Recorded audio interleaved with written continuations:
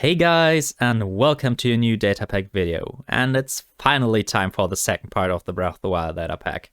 More on that after the intro.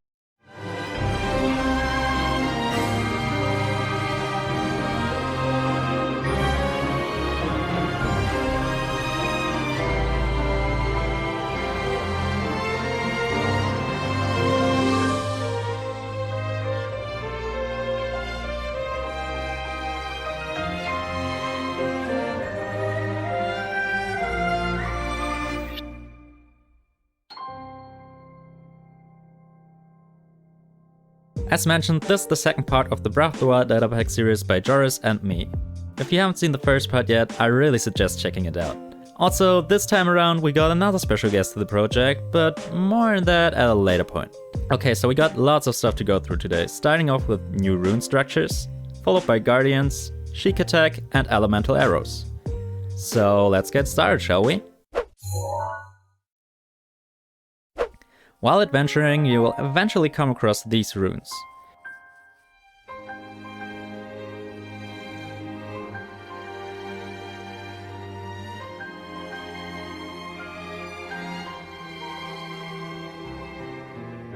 Runes function similar to villages, so they generate with completely random structures and paths. Speaking of these structures, they might even look familiar to you, because these are the ones built by Grazzy in his latest video.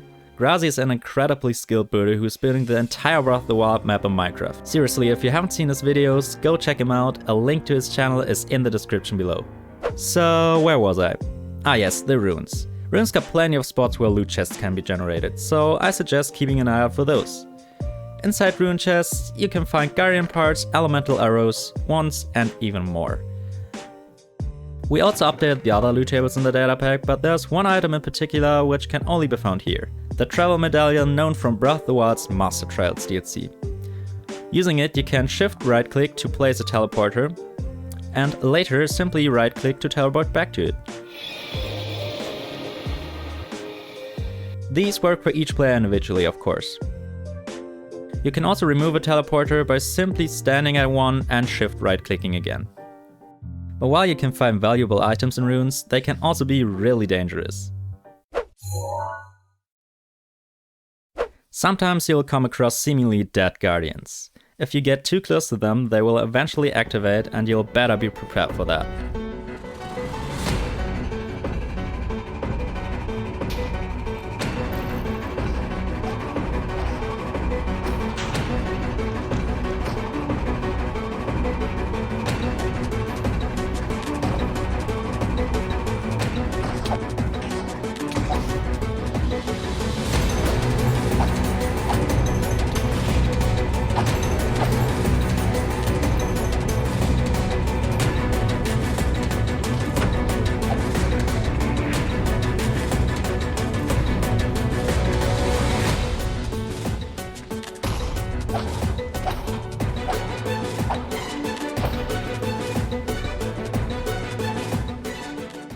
Guardians are a new boss fight in this datapack and they really are tough to fight. In fact, you'll deal mostly no damage if you go straight for the base of the Guardian.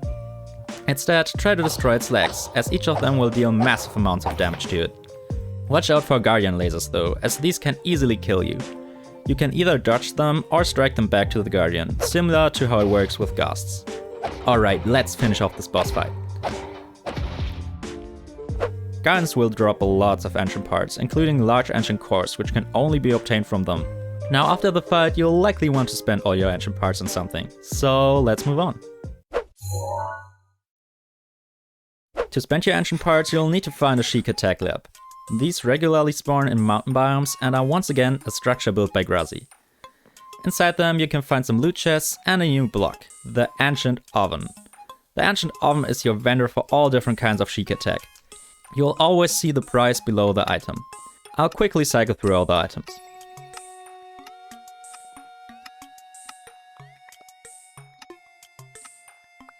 You can also simply collect the Ancient Oven once you found one.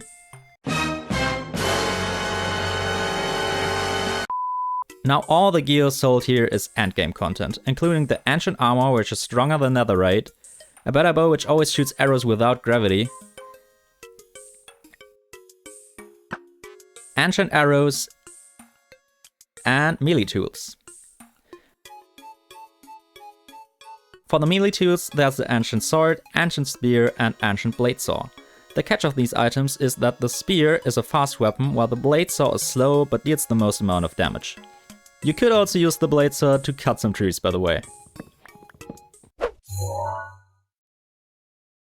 Moving on to elemental arrows. As mentioned, these can be found in all loot chests and all work differently. Fire arrows are pretty much what we already had in game, but as a little bonus they'll ignite stuff wherever they hit the ground.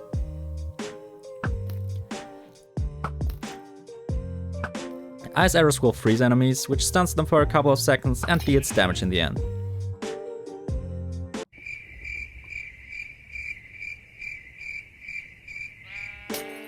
Shock arrows have a slight stunning effect and will make you lose your weapon.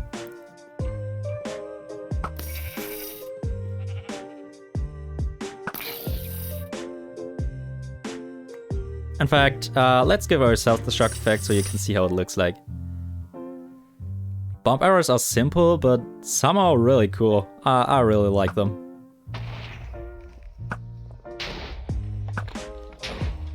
Sheikah arrows would totally atomize any target with one hit, just like it is in the game. Except for boss mobs and players, of course.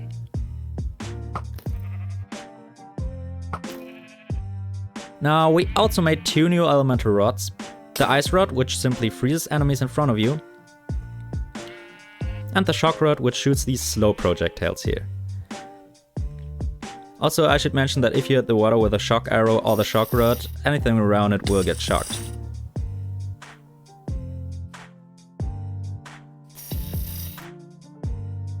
Before we end the video, we got a few changes to previously existing mechanics.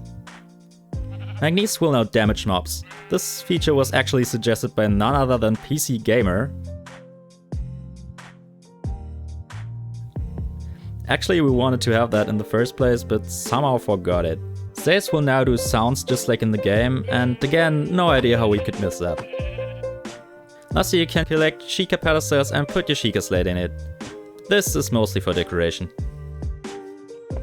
There are also a couple of smaller changes to improve the overall functionality of the Datapack, but you'll likely not notice them. Alright guys, that's it for the second part of the Breath of the Wild Datapack. If you liked it, leave a thumbs up on this video and subscribe to Joris and me if you haven't already. Also don't forget to check out Grazzy's Breath of the Wild project as he's just about to release his part 3. Alright, I guess see you on the next one. Bye!